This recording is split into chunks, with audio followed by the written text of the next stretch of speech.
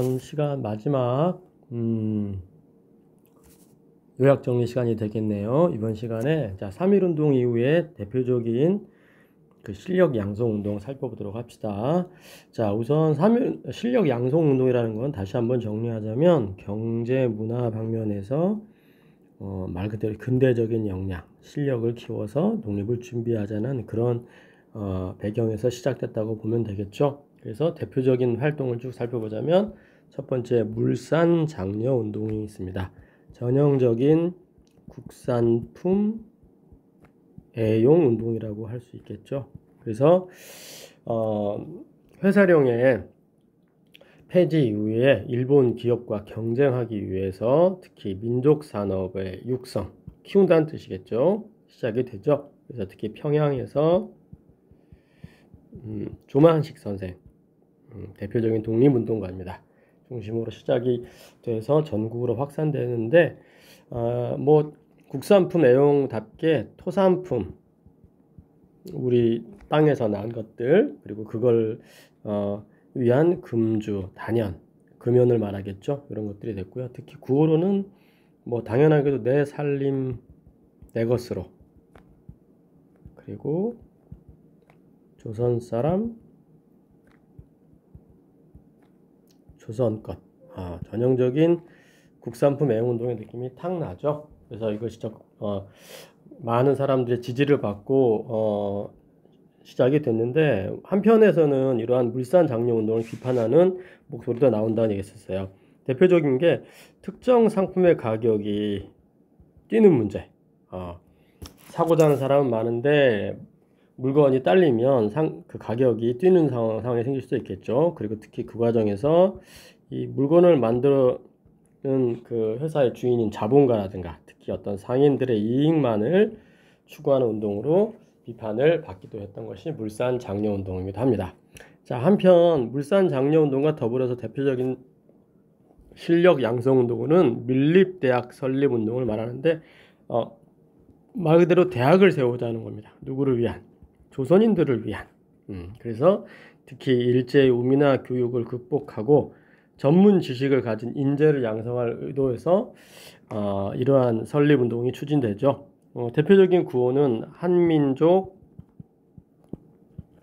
1천만이 한 사람씩, 한 사람 1원씩 이렇게 모으면 우리 대학 세울 수 있다, 이런 의도로 시작이 됐지만 이 밀립대학 설립운동은 일제가 정치운동이라는 구실로 탄압을 하면서 결국 좌절이 되게 됩니다. 자, 한편 이러한 밀립대학 설립운동 이라는 와중에 이런 것들의 성과가 부진하는 틈 속에서 타협적인 형태의 움직임이 나타나는데요. 대표적인 움직임이 이름하여 자치운동입니다. 자치는 말 그대로 우리들 스스로의 통치, 다시 말하면 참정권이나 이런 정치적 권리를 획득하자는 주장인데요. 문제는 이 자치운동은 타협을 했죠. 일제의 식민 지배를 인정하는 속에서 우리가 이런 것들을 받아들여야 된다, 이런 것들을 얻을 수 있어 라고 이야기함으로써 결과적으로 이 자치운동은 나중에 친일로 나가는 그런 많은 사람이 나타나기도 합니다. 그래서 이러한 상황 때문에 당시 민족주의자들 내부에서도 이것을 찬성하는 사람과 그렇지 않은 사람, 그래서 타협적, 비타협적 민족주의자들이 나타난다고 했었죠. 이런 것들이 나타나기도 했었고, 대표적인 인물은 제가 이광수를 이야기했던 것 같아요. 자, 마지막으로 농촌 계몽 운동을 좀 살펴보자면, 농촌 계몽 운동은 농촌을 계몽하자, 가르치자, 이거죠. 가르쳐서 깨우치자. 그래서 대표적인 두 신문사 조선일보와 동아일보가 주도를 했고, 조선일보는 문자 보급 운동을 추진을 하고 동아일보는 분화로드 운동이라고 하는 것을 펼칩니다. 이 문자 보급 운동은 아는 것이 힘, 배워야 산다, 이런 데서 한글 특히 보급을 했고요. 동아일보는 분화로드라는 뜻이 민중 속으로라는 뜻이라 했었죠. 가난하고 무지하지만 그들 속으로 들어가서 그들과 함께 그들의 삶을 개선시키자, 이런 어떤 의도를 가지고 실시되면서 특히 학생들이 많은 참여를 한 것으로 알려져 있습니다. 자, 이렇게 우리가 실력 양성 운동에 의의 살펴봤는데 이 실력 양성 운동은 말 그대로 독립의 토대를 마련했다는 의미가 있지만 일제가 허용하는 범위 안에서만 전개가 가능하다라는 것, 그것이 하나의 한계가 될 수도 있겠죠. 자, 5분이 넘었지만 나머지 부분에 대해서 계속 설명을 할게요. 자, 이어서 이제 민족 유일당 운동과 신간의 활동입니다. 독립운동은 크게 두 개의 사상을 가진 사람들이 중심이 되어서 이뤘다 했죠. 하나는 민족주의자들, 또 하나는 사회주의자라고 얘기를 했어요. 각각의 개념 꼭 알아두라고 했었는데 우선 민족주의의 민족은 민족을 가장 중시하는 사람들을 생각을 가진 것을 민족주의라고 해요. 특히 민족은 오랜 역사라든가 특히 같은 언어, 그들이 같이 누리는 문화 이런 것들을 통해서 우리가 하나의 공동체라고 여기는 그런 것을 민족이라고 해요. 그래서 이런 민족을 가장 중요시하는 것을 민족주의라고 하는데 이들은 당연하게도 식민지 지배하였던 조선의 해방을 독립을 원했고 많은 사람들이 이러한 민족주의 사상을 가진 사람들이 독립운동에 참여합니다. 한편 사회주의 사상은 평등을 중시하는 거라고 했었죠. 특히 이들은 이 착취당하고 있는 노동자와 농민을 굉장히 중시했습니다. 그래서 이들이 착취당하고 있는 이런 노동자 농민들이 해방시켜야 된다라고 주장하는 것이 사회주의 사상이었어요. 그런데 현재 일제강점기 때는 이러한 노동자 농민들 역시도 식민 지배를 받고 있기 때문에 자연스럽게 이들 역시도 이들을 해방시키기 위한 민족해방운동, 다시 말하면 독립운동에 나서게 된 거고 사회주의자들 중에서도 많은 이들이 일제강점기에 독립운동을 합니다. 대표적인 민족주의자로는 김구 선생을 포함해서 실력 양성론자였던 안창호 선생을 꼽는다면 사회주의자로는 이동희 선생이라든가 의열당을 만든 김원봉 이런 인물들이 대표적인 사회주의자로서 독립운동을 했던 이들 할 수 있는데요.